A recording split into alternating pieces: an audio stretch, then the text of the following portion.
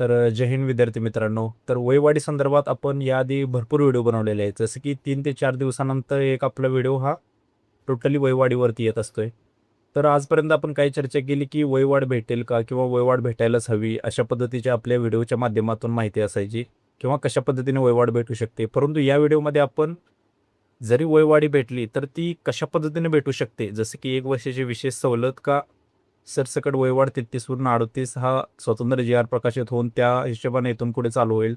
तर यावर आपण चर्चा करणारच आहे. परंतु आपण परवा दिवशी एका व्हिडिओमध्ये बोललो होतो की मी तर एक यूट्यूबर आहेत आणि त्यांनी काही त्यांच्या लोकप्रतिनिधींनी मिळून मंत्रालयामध्ये एक निवेदन दिलं होतं किंवा निवेदन घेऊन गेले होते. त्यावर आपल्याला भरपूर कमेंट्समध्ये त्यांचं नाव देखील समजलं. इव्हन त्यांनी देखील आपल्याला स्पेशल मेसेज करून त्यांनी माहिती दिली, की अशा-अशा पद्धती सध्या सिच्युएशन आहे आणि या पद्धतीने आम्ही काम करतोय.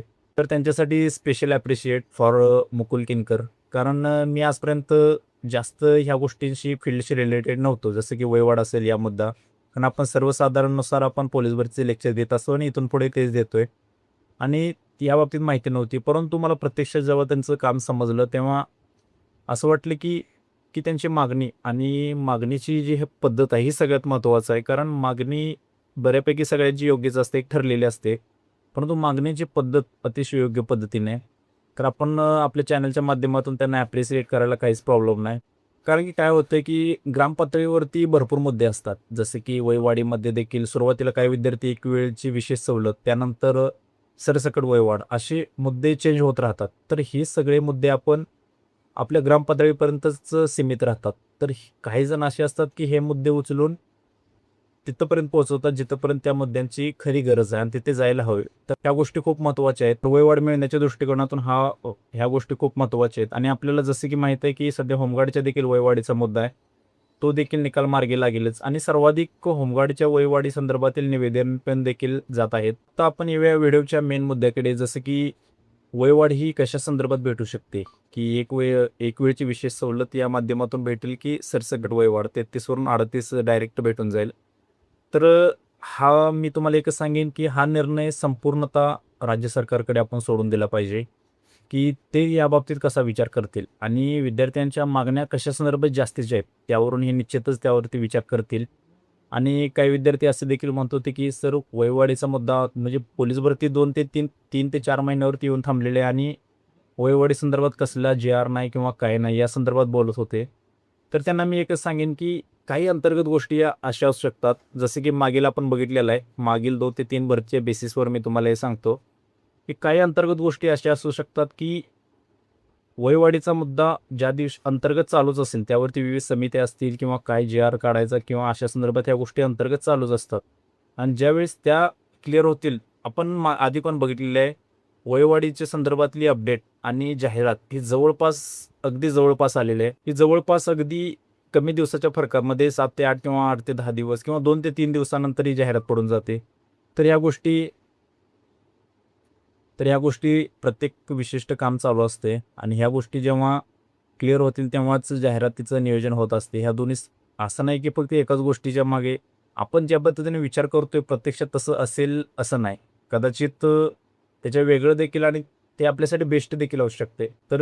भरपूर व्हिडिओ आपण वयवाढी संदर्भात बनवले. कदाचित यापुढे देखील जर तशी गरज वाटली तर नक्की आपण बनवू. आणि सध्या तुम्हाला एकच सांगेन की बी पॉझिटिव्ह राहा, सकारात्मक राहा, हेल्दी राहा. आपलं ग्राउंड चालू असू दे. सगळ्यात महत्त्वाचं म्हणजे तुम्ही निदान आता तुम्ही खूप अनुभवी आहात. तुम्हाला प्रत्येक गोष्टीची माहिती आहे. जसं की वेळेचं महत्त्व तुमच्या एवढं मला वाटत नाही की कोणाला नवीन विद्यार्थ्यांना माहीत असेल. ॲज कंपेअर टू त्यांच्या तुलनेत तुम्हाला कितीतर पटीने वेळेचं महत्त्व असेल आणि आय होप तुम्ही ग्राउंडची तयारी करत असाल आणि कराही. आणि त्याचबरोबर अभ्यास देखील आपला कंटिन्यू थोडा-थोडा चालू असू देत. जो काही निर्णय येईल त्या संदर्भात त्याकडे लक्ष तर तुमच्या समेत माझं देखील आहे. परंतु बघूया काय निर्णय होतोय. परंतु विद्यार्थ्यांची जास्तीची मागणी हीच आहे की सरसकट 33 वरून 38 वयवाढ ही भेटावी आणि आय होप तशा पद्धतीचीच काहीतरी बातमी यावी. त्याचबरोबर सध्या काही जिल्ह्यांच्या एक करून जिल्ह्याच्या रिक्त पदांचे अहवाल येत आहेत.